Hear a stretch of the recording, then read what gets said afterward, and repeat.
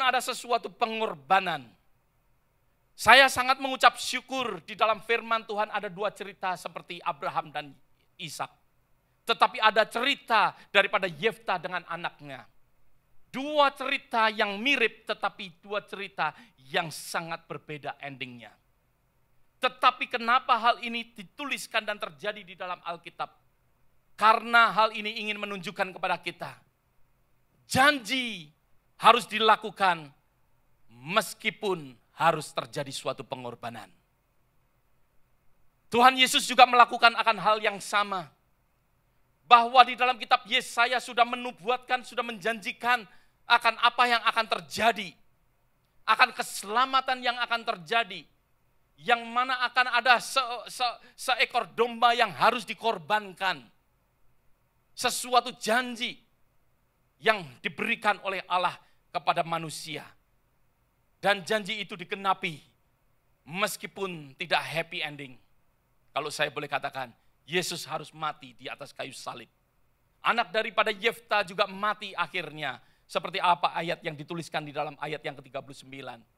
Bahwa Yefta mengorbankan akan anaknya untuk menunjukkan akan janji dia digenapi di hadapan Tuhan.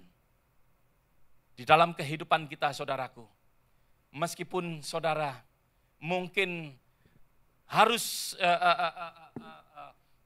melakukan sesuatu hal yang penuh dengan pengorbanan, kalau saya boleh katakan. Di dalam kehidupan kita pada saat kita berjanji kepada Tuhan, di dalam pertobatan kita, di dalam kita mau untuk diubahkan oleh Tuhan, kita membuat janji di hadapan Tuhan, kita mau melayani Tuhan, mau berbuat sesuatu untuk Tuhan. Meskipun mungkin sesuatu yang berat, sesuatu pengorbanan, tetapi Tuhan menginginkan hal itu tetap harus digenapi. Yefta menjadi teladan bagi saudara dan saya.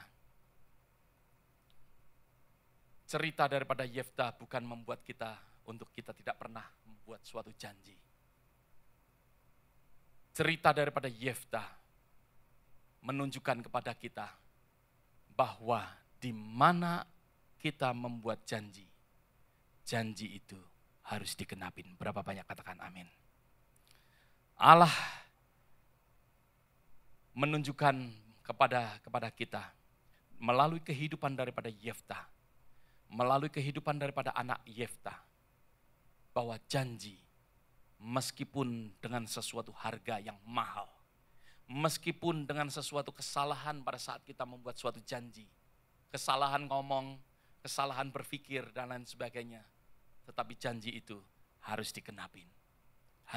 Janji itu harus digenapin. Saudaraku, seringkali kita mungkin juga berpikir,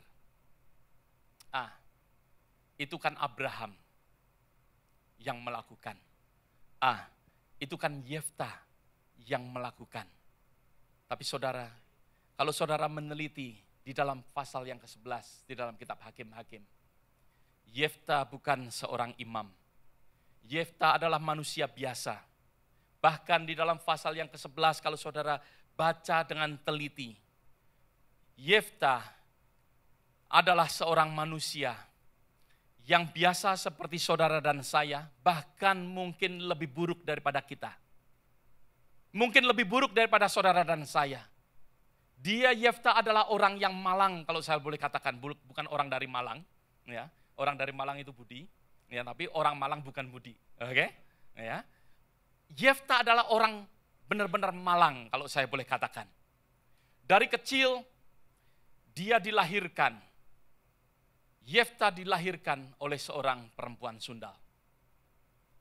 Yang mana dia mewarisi sesuatu yang tidak enak di dalam hidupnya. Bahkan karena dia keturunan daripada perempuan Sundal, dia diusir dari keluarganya. Dia tidak mau warisin, dikatakan dia tidak mau warisin akan nama dan lain sebagainya. Keluarganya mengusir akan Yefta. Yefta bahkan hidup di tengah-tengah orang yang tidak benar.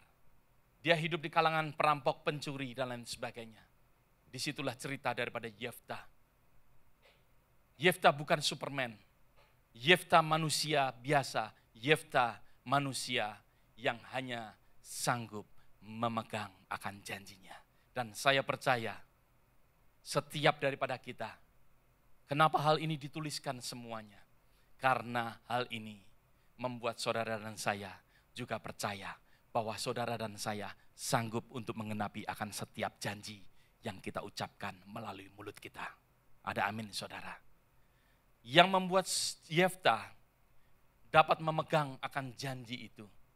Kalau saudara buka di dalam kitab Hakim-Hakim pasal 11 ayat yang ke-29. Hanya ini yang ada di dalam kehidupan Yefta. Yefta bukan seorang yang luar biasa. Yefta bukan seorang yang mempunyai kelebihan yang luar biasa. Tetapi Yefta hanya seorang yang mana di dalam ayat yang ke-29 berkata, Roh Tuhan menghinggapi Yefta. Hanya mengatakan, the Spirit of the Lord come upon Yefta. Hanya roh daripada Allah ada dalam kehidupan Yefta. Yefta mau hidup dipimpin oleh roh. Maka itu Yefta sanggup untuk memenuhi akan janji daripada apa yang diucapkan dari mulutnya. Di dalam kehidupan kita, biarlah setiap daripada kita belajar bersama-sama. Kita belajar bersama-sama apa yang terjadi di dalam kehidupan Yefta. Firman Tuhan pagi hari ini mengajarkan kepada kita bahwa apa yang kita keluar daripada mulut kita, apa yang kita janjikan, perbuatlah sesuai dengan janji kita. Ada amin saudara? Mari kita berdoa bersama-sama.